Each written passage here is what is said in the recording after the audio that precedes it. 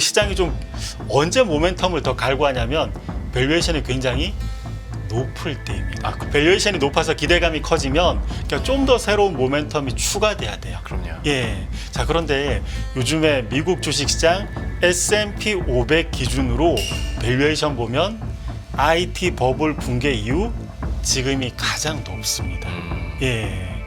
그러면 이 추가적으로 뭔가 모멘텀이 확보되지 않았을 때 그러니까 미국 시장이 어떻게 될까를 한번 생각해 봐야 될 것 같아요. 이제부터는 2차 하락이 한 고비, 막바지 고비가 더 남아 있는 것 같습니다. DB금융투자 강현기 주식전략파트장과 함께하도록 하겠습니다. 어서 오십시오. 예, 반갑습니다. 오랜만에 뵙습니다. 예, 오랜만입니다. 그리고 지난번 마지막에 뵀을 때도 제 기억으로 2부에 오셨었는데 예. 1부 때는 시장에 대해서 꽤 긍정적이었는데 예. 이제 파트장님께서 약간 좀 조심해야 될 때가 다가오고 있다라는 예. 뉘앙스를 많이 말씀해 주셨었거든요. 맞습니다. 오늘도 비슷하시죠? 예, 아직은 그 시장이 한번 방향을 정하면 일정 기간 추세라는 게 있고 예. 아직은 저는 좀 조심해야 될 추세가 지속되는 구간이 아닌가 이렇게 생각은 하고는 있습니다. 그러면 그 사인이나 근거를 좀 설명을 해주시죠. 저희가 지금까지 보면 2024년 7월부터 최근까지는 1차 하락이었던 것 같아요. 예, 따지고 보면 저희 한국 시장이 그만큼 레벨 다운했던 이유들을 저희가 다 찾을 수 있지 않습니까? 펀더멘탈 요인에서. 그래서 펀더멘탈에 반응해서 1차 하락을 저희 코스피가 직전까지 진행을 했는데 이제부터는 2차 하락이 한 고비, 막바지 고비가 더 남아 있는 것 같습니다. 저 그러면 예. 이거는 설명을 듣고 가야 2차 하락도 좀 이해가 갈 것 같은 게 네. 1차 하락 때요. 예. 그러니까 앞에서 강건호 대표님이 못다한 자료 중에 하나가 아니 지난해 역성장한 나라도 우리보다 증시 상승률이 높았고 예. 전쟁 중인 나라도 우리보다 증시 상승률이 높았는데 우리는 그 1차 하락기에 왜 이렇게 많이 빠진 거야? 이건 어떻게 받아들이고 2차 하락을 준비하겠습니까? 저희 코스피에 대해서 설명력이 굉장히 높은 게 네. 한국의 수출 증가율입니다. 예. 한국은 어쩔 수 없이 소규모 개방 경제라서 수출 경기하고 주가하고 운명을 같이 하죠. 이 수출 증가율이 저희 코스피 궤적하고 거의 비슷하게 그렇죠. 흘러갔었습니다. 예. 증가율이 플러스를 유지했었지만 그 증가율 자체가 점점점 내려오고 있죠. 네. 예, 요거만으로도 저희 코스피의 펀더멘탈은 어느 정도 짐작은 하실 수 있는데 요게 한 가지 더. 예, 많이 이제 또 요건 이제 약간 정치적인 부분도 포함되긴 하지만 저희 향후에 트럼프 2기가 들어섰을 때 과연 이 수출 증가율이 점점 줄어드는 걸 어떻게 저희가 해결을 해야 되냐. 예, 이 협상 주체가 지금 약간 모호해지니까 네. 그러니까 요거에서도 저희 코스피가 그동안 내려왔던 건 어느 정도 설명을 할 수 있을 것 같아요. 수출 증가율에다가 달러까지 더 넣으면 진짜 비슷하게 가더라고요. 맞습니다. 코스피랑. 예. 맞습니다. 그러다 보니까 그리고 어떤 정책에 대한 협상력 그다음에 리더십의 부재까지 겹치다 보니 이제 1차 하락기 때 하락폭이 더 컸던 건데 2차 하락에 대해서는 좀 어떤 그림 그리고 계신 거세요, 그러면? 저는 2차 하락은 아마 많은 시청자분들도 저의 주된 논지는 많이 알고 계실 겁니다. 그러니까 저는 미국 주식시장의 흔들림에 의해서 2차 하락이 저희 코스피의 2차 하락이 유발되지 않을까. 그럼 그 흔들림은 미국 어떤 부분에서 오는 겁니까? 일단은 좀 짧게 한번 볼게요. 예. 연초에 미국 주식시장이 조금 흔들렸는데 네. 예, 그 이유를 보면은 고용 보고서가 상당히 좋았어요. 네. 예. 고용 보고서가 좋았고 그러면 연준은 금리를 쉽게 내릴 수 없을 거다. 그렇죠. 예. 요 논지에서 시장이 좀 이제 미국 시장이 좀 흔들렸습니다. 약간 흔들렸죠. 네. 자, 그런데 논지를 약간 더 뜯어 볼게요. 요즘에 미국의 최근 발표된 미국의 GDP YOY로는 2.7%인데 예. 여러분 컨센서스 추정치를 봤을 때 미국의 GDP 2025년 4분기 그러니까 올해 연말까지로 보면 1.9%까지 떨어진다고 네, 나옵니다. 맞습니다. 예, 이렇게 쭉 떨어지고 있습니다. 자, 그런데 고용 보고서는 이 고용 지표는 전형적인 경기 후행 지수입니다. 후행지수죠. 맞습니다. 예. 물가하고 더불어서 고용은 후행 지수죠. 앞으로 경제가 좀 슬금슬금 모멘텀은 떨어질 것 같은데 이 후행 지수가 소위 이렇게 막 살아서 움직여서 아직은 금리를 쉽게 낮추지 못하게 만드는 요인으로 작용한단 말이죠. 네. 이런 걸림돌에 의해서 최근에는 흔들렸는데 약간 더 그러면 좀 더 넓게 보겠습니다. 네. 지금 모멘텀이 앞으로 뭔가 더 추가되어야 되는데 감소하고 있고 하지만 요걸 굉장히 갈구한단 말이죠. 이 모멘텀을 갈구할 때는 그리고 시장이 좀 언제 모멘텀을 더 갈구하냐면 밸류에이션이 굉장히 높을 때입니다. 아, 그렇죠. 맞습니다. 네. 예, 밸류에이션이 높아서 기대감이 커지면 좀 더 새로운 모멘텀이 추가돼야 돼요. 그럼요. 예. 자, 그런데 요즘에 미국 주식시장 S&P 500 기준으로 밸류에이션 보면 IT 버블 붕괴 이후 지금이 가장 높습니다. 예.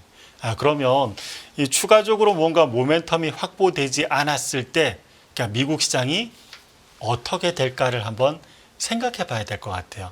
예. 저 이 부분은 살짝 신나네요. 앞에서는 강 대표님께서는 약 긍정적으로 시장을 보셔서 저는 부정적인 질문만 드릴 수밖에 없었는데 예. 이제는 반대 입장이 됐으니까 예. 모멘텀이 높은 건 이해합니다. 예. 수치로 나오니까요. 예. 그럼 모멘텀 뭘 찾다 보면 결국에는 AI 여기에 파생되는 소프트웨어 AI이거든요. 이것도 새로운 모멘텀은 안 되겠습니까? 자, 한번 몇 가지 데이터로 한번 보겠습니다. 예. 저는 이제 데이터로 확인을 해야 제가 좀 뭔가 시원스럽게 풀리는 부분이 있어서 예. 그렇습니다. 앞서 언급드렸던 것처럼 미국 시장 이 밸류에이션 차트 한번 같이 보시면 지금 굉장히 높기는 해요. 그리고 당연한 말이긴 한데 모멘텀이 약화되면 높은 밸류에이션은 유지되기 어렵다는 거 너무 당연한 말이긴 한데 예. 이 그림으로도 이제 알 수 있죠. 자, 그러면 앞으로 모멘텀 어떤 게 추가될 수 있을까? 아까 말씀하신 AI VC에서 뭐 혁신 기술 네. 이런 것도 있을 수 있고 그런데 자, 우선 그러면 최근까지 이렇게 높은 밸류에이션 어떻게 이끌어졌나? 요거부터 한번 생각해 봐야 될 것 같습니다. 네. 예.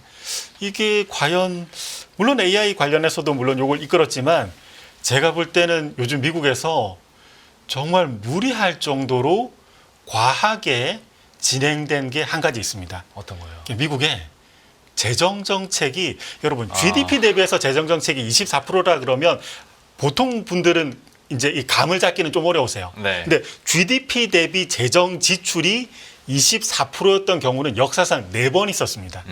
예.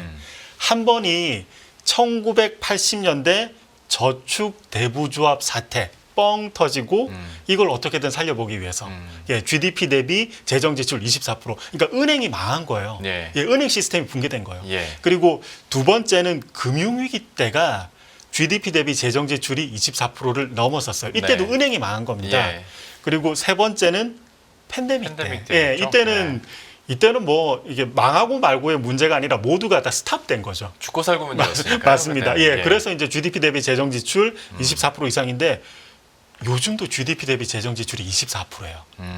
자, 그러면 이게 많은 경제학자들께서도 이제 언급은 많이 하시는데 과연 작년에 GDP 대비 재정 지출 24%쓸 필요가 있었을까?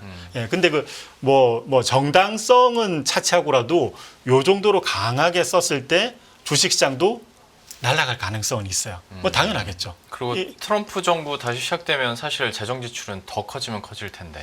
자, 여기에서 한 가지 좀 저는 고민이 들더라고요. 예. 저희가 재정 지출을 요 정도로 그러니까 역사상 4번째로 많이 이제 풀었을 때 네. 유동성 그러면 물가 잡기 위해서 줄였던 유동성은 어떻게 될까? 요즘 유동성 반등합니다. 네. 예. 뭐 당연하겠죠. 돈을 이 정도로 푸니까. 그렇죠. 예. 네. 보통 재정 정책이 통화 정책보다 훨씬 더 경기에 빠르게 스며들거든요. 네. 예, 직접적으로 돈을 푸는 거니까. 그래서 유동성 증가율이 반등했고 요즘 시절에는 유동성 증가율이 반등했을 때 이렇게 물가를 좀 직접적으로 자극하는 경로가 좀 빠르다고 해야 되나? 그러니까 이게 좀 더 복잡하게 설명하면 뭐 화폐 유통 속도 이런 것도 있는데 그걸 차치하고라도 일단 유동성이 반등해서 물가도 쉽게 반등할 수 있다. 이런 환경이에요. 예. 자, 그러면 트럼프 2기 행정부 들어서 과연 이러한 역사상 4번째로 많은 재정 지출을 바통을 이어받아서 바이든 행정부에서 바통 이어받아서 그대로 사용했을 때 이게 되레 물가가 갑자기 올라와서 뜻하지 않은 어려움에 처할 수도 있거든요. 네. 예, 그래서 이 부분은 고민이 좀 있으실 것 같아요. 사실 뭐 예. M1, M2 얘기를 안 하더라도 예. 유동성이 늘어나면 물가를 자극할 수 있다라는 거, 그다음에 재정 지출은 더 늘어날 테니까 금리가 오를 수밖에 없다는 거 이제 너무 많은 분들이 아실 텐데 예, 저도 여기서 좀 다른 성격의 고민이 있는 것이 예, 근데 트럼프는 달러 약세하고 금리 인하를 또 좋아한단 말이죠. 예. 자기가 펼치는 정책은 생각 안 하고 예.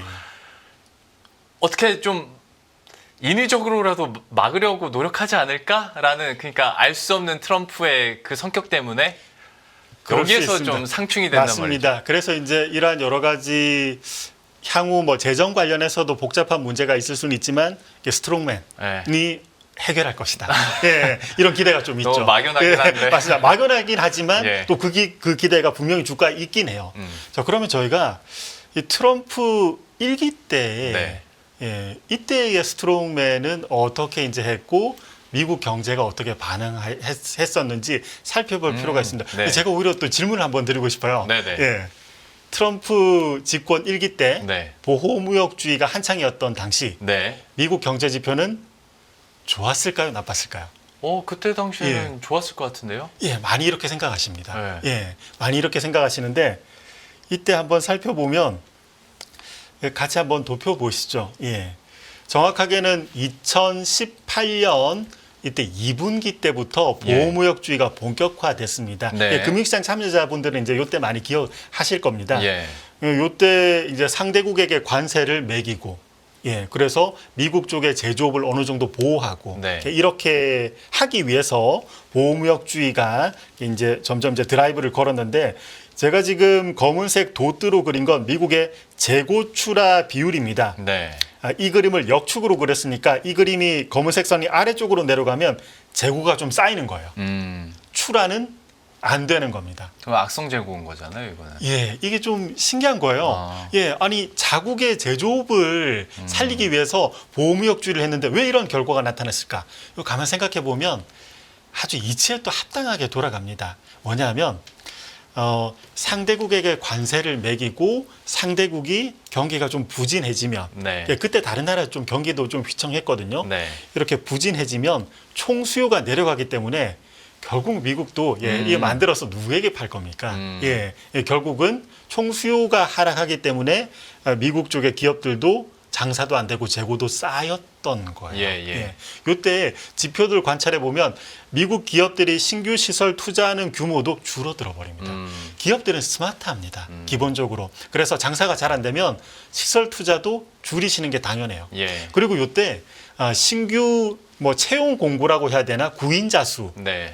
요것도 줄어들어요. 음. 그런데 이때 트럼프 일기 당시 구인자 수가 줄어들었을 때 경제가 우리가 의도한 것과 달리 경제가 안 좋아서 일자리가 줄어들었다고 말하기보다는 이 화살의 방향을 다른 데로 돌린 건 사실입니다. 반이민 정책. 예, 그랬죠, 이민자 맞아요. 때문이야. 예, 맞습니다. 근데 결국 이 당시에 여러분 이거 같이 도표 또 보시면 트럼프 일기 때 보호무역주의 강화, 그래서 미국의 잠재 성장률 추정치 자체가 내려가 버려요. 예, 저 근데 여기서 질문이 있습니다. 예, 그러니까 질문을 해주셨을 때 그때 당시에 좋았다라는 기억이 있던 이유가 증시가 올라서 그런데 경제 지표들은 전혀 반대였잖아요. 왜 이런 괴리가 생긴 거예요? 증시가 올랐던 건 정확하게는 2016년 하반기부터 네. 2017년까지. 아. 요때 시장 굉장히 좋았습니다. 예, 굉장히 좋았습니다. 예. 요때 시장이 좋았던 이유는 뭐 많은 의견들이 있을 수 있지만 제 해석은 이렇습니다. 저희가 2012년부터 15년까지는 글로벌 디플레였지 않습니까? 예. 그래서 이게 상황이 워낙 어려우니까 구조조정도 그 당시에 많이 했습니다. 뼈를 깎는 구조조정을 했죠. 구조조정을 계속 하다 보니까 어느 순간부터는 민간 자생적인 경기 회복이 나타났어요. 그래서 2016년, 17년 요 힘으로 올라갔는데 이 민간 자생적인 경기 회복을 조기 종료시킨 것이 트럼프 일기 보호무역주의였습니다. 저희가 이제 선제적으로는 경기 올라왔던 건 엄밀히 따지면 그때 트럼프 일기가 아니라 그 어떤 여러 뭐 다른 분이 하셨어도 시장은 올라왔었을 거예요. 제 해석은 그렇습니다. 네네. 예. 그리고 이걸 조기 종료시킨 건 트럼프 일기 보호무역주의가 아니었을까. 그럼 이 스트롱맨의 그 트럼프 2기 보호무역주의 더 강화됐죠. 이건 미국 경제에 어떤 영향을 미칠까?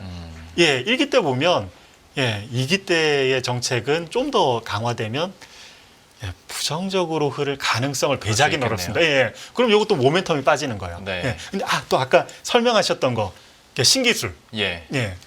이 신기술은 저도 애널리스트 생활 좀 오래 하다 보니까 어떠한 그 여러 가지 뭐 단어 포인트가 있을 때 요걸 즉석에서 그럴듯하게 꾸며내는 그 스킬이 점점 늘어나더라고요. 그러면 안 되는데. 네네. 예. 그러면 안 되는데. 그걸 정말 자제해야 되거든요. 예.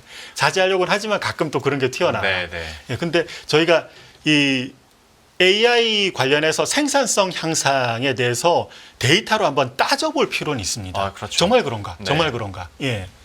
이게 여러분, 이게 AI 관련한 혁신이 일어났을 때 뭔가 경제에도 도움이 된다? 이게 생산성이 향상된다고도 말할 수 있는데 네. 생산성은 엄밀히 말하면 생산성 증가율하고 경제하고 같이 보는 게 좋아요. 예. 생산성 증가율이 방향을 위쪽으로 틀어서 올라가면 GDP 증가율에 도움이 되고 생산성 증가율이 아래쪽으로 내려오면 GDP 증가율에 조금 이제 압박 요인으로 네. 작용할 수 있죠. 근데 요즘에 생산성 증가율 요걸 보면 플러스긴 한데 위에서 아래로 내려오고 있습니다. 예. 그리고 요거는 뭐 제가 그림상으로도 그리긴 했지만 통계적으로도 따져보면 테스트를 해보면 생산성 증가율이 경제 성장률보다 한 3에서 6개월 선행해요. 아, 그러네요. 예. 그림상으로도 확인할 수는 네. 있는데 나중에 여러분 한번 다시 자세히 보십시오. 약간 선행합니다. 네. 예. 이게 생산성 증가해서 좀 더 잘 만들고 효율적으로 만들면 경제에도 도움이 된다. 네. 이 말 그대로예요. 예. 자, 그런데 지금은 오히려 증가율이 아래쪽으로 내려오고 있고 그럼 향후 그 다음 스텝에서 경제 성장률의 보탬이 되기보다는 지금보다는 약간 더 압박 요인으로 작용할 수 있다는 게 데이터상으로 나타납니다. 반대로 계산했을 때 미국 GDP 성장률이 1.9%까지 떨어진다는 건 맞습니다. 생산성에 대한 뭐 드라마틱한 반등이 따라오지 않는다라는 반증일 수도 있겠네요. 여러분, 한쪽에선 저희가 사실은 사실 증거를 여러분들이 몇 가지 알고 있어요.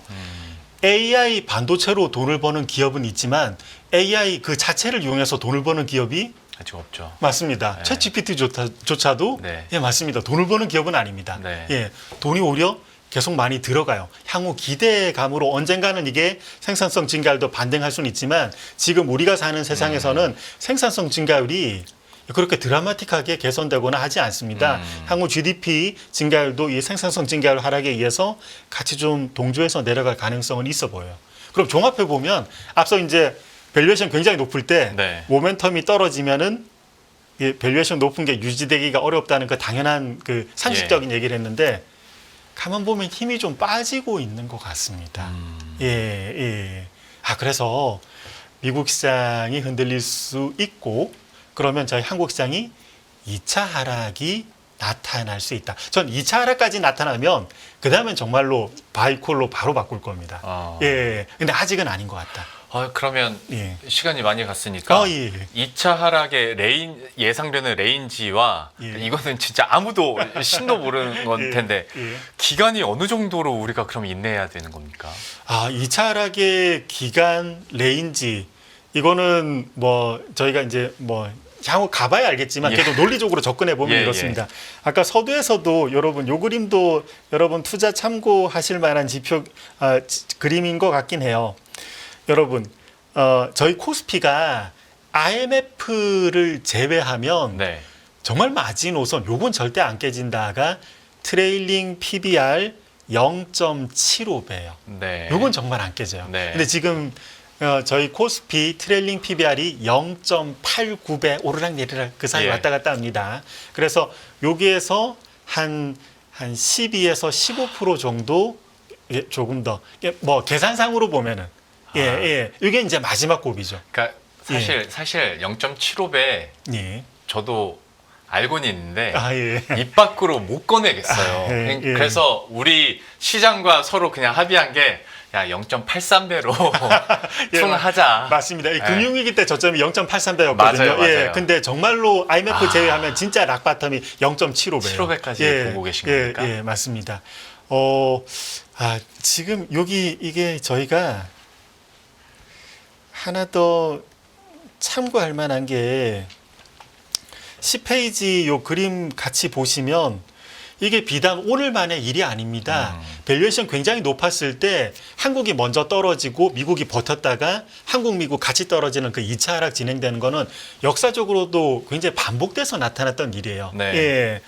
여기에 2000년대도 저희가 이제 1차 하락 때가 격심했거든요. 그러니까 다행히 2차 하락 때는 1차 하락보다는 그 폭은 적습니다. 예. 그래서 2차 하락이 진행되고 나서는 그 다음에는 2차 하락까지 진행돼서 저희가 트레일링 PBR 0.75배 됐다? 그러면 대외 환경하고는 저희가 완전 따로 갈 수 있어요. 그 당시에 미국 주식시장이 대세 하락을 이어가지만 한국은 그 이후로는 안 빠집니다. 네, 네. 예. 이러면 저는 예, 그러면 아마 강세론자로 이때가 되면 돌변해서 아마 네. 찾아뵐 것 같습니다. 예. 아니 그러니까 예. 그 전제는 0.75배까지 예. 빠진다는 거잖아요. 예, 뭐 빠진다 초점보다는 미국 시장의 구도가 좀 불안하다. 그 영향을 한 번은 더 저희 한국 시장이 소화를 해야 될 것 같다. 네. 그러니까 이렇게 생각을 하는 거죠. 그러면 마지막으로 이걸 앞두고 이런 전망을 내놓고 있는 상태에서 대응 전략은 좀 어떻게 가져가야 됩니까? 대응 전략은 나중에 바닥이 되면은 또 이제 대응 전략을 쫙쫙 시리즈별로 네. 지금 구상한 게 있거든요. 예. 근데 지금 당장으로 보면은 아직은 배당주가 좋아 보여요. 배당주 중에서 여러분 통신 어떠십니까? 뭐 종목까지 말씀 안 드리겠지만 이게 왜 그러냐면 네. 저희 한국이 은근히 실질 금리가 되게 높습니다. 경제가 네. 이렇게 어려운데. 그건 맞아요. 예, 좀 놀라운 일이에요. 그건 좀 이상할 정도로 그렇습니다. 예, 맞습니다. 이게 빨리 정상화돼야 되는데 실질 금리 이거 빨리 낮춰줘야 됩니다. 예, 어떻게든 이 저희 정치권 컨트롤 타워가 다시 제대로 돌아간다면 실질 금리 낮춰야 되고, 그러니까 한마디로 기준 금리를 더 낮춰야 된다는 건데, 금리가 낮아질 때는 요 그림에서도 보시듯이 배당주 상대 성과는 좋아요. 예, 그리고 지금 통신업종 작년 대비해서 이익의 가속이 좀 더 나타나거든요. 예, 주주 환원에 대해서도 좀 더 신경 써서 하시고. 그래서 예, 이쪽으로 잠시 좀 있으셨다가 바닥 국면에 이르면 제가 볼 때는 한 봄철 늦어도 상반기 중 이때가 되면 예, 수익률 극대화 전략으로 제가 한번 찾아뵐 것 같습니다. 저 그러면 뭐 시간이 좀 가긴 했는데 마지막으로 예. 이것만 왜 배당주 중에서 굳이 통신업을 얘기하셨어요? 일단은 실적이 좀 괜찮아야 되니까. 실적이 예, 괜찮아야 맞습니다. 예. 아니 뭐 예. 보험주나 뭐 아니면 진짜 뭐 금융주 중에 뭐 한 5% 주는 금리 내려갈 때 네. 예, 금융업은 본업이 좀 시원찮아요. 그렇죠. 예. 특히 보험주는 좀 맞습니다. 그렇죠. 예, 저희가 배당 먹으려고 캐피탈 게인이 박살나면 안 되거든요. 네, 네. 예, 캐피탈 게인을 보존하면서, 그러니까 주가를 보존하면서 배당도 같이 이제 수익을 저희가 거둬야 되니까 그러니까 이익이 가속 성장하면서도 예, 배당주 컨셉 유지한 거. 통신. 그럼 통신이 괜찮지 않을까? 예, 이렇게 생각합니다. 오늘 감탄하셨네. 아니 왜냐면 예, 글쎄요, 이건 예. 그냥 제 개인 내피셜이긴 합니다만 예. 개인분들이 통신업을 이 시점에서 좋아할까라는 좀 의구심이 있어서 여쭤본 직전까지 잘 거거든요. 올라가다가 금리를 내릴 수 없을 것 같다는 그 그 생각으로 한번 예, 통신 관련 배당주가 무너졌었거든요. 네, 네. 오히려 이게 매수 기회라고 봅니다. 저는. 아, 예, 오케이, 예. 알겠습니다. 예. 그래서 희한하게 저는 파트장님과 얘기를 하면 약간 뭐 2차 하락 아니면 추가적인 하락 뭐 보수적인 얘기를 해도 왜 희한하게 기분이 안 나쁘죠? 워낙 예. 조곤조곤하게 설명을 잘해 주셔서 그런 것 같긴 한데 예. 일단 굉장히 생각보다 무거운 얘기였습니다. 예. 예. 항상 죄송스럽게 아유, 생각합니다. 아닙니다. 예. 저희들 또 여러분들도 그래서 좀 이 시나리오도 한켠에 갖고 계시면서 투자 전략이나 포트폴리오 비중 조절을 좀 하셔야겠습니다. 1, 2부에서 각기 좀 다른 이야기들이 나온 만큼 여러분들도 전략이 좀 잘 녹여내셨으면 하는 바람과 함께 파트장님과는 여기서 인사드리도록 하겠습니다. DB금융투자 강현기 주식전략 파트장과 함께했습니다. 오늘 말씀 고맙습니다. 감사합니다. 안녕하세요. 이승입니다. 더 많은 영상을 보고 싶으신 분들은 화면 오른쪽에 있는 구독 버튼을 눌러주시기 바랍니다. 그리고 영상을 보시면서 좋아요는 필수인 거 아시죠? 항상 인포맥스 라이브를 사랑해주셔서 감사합니다.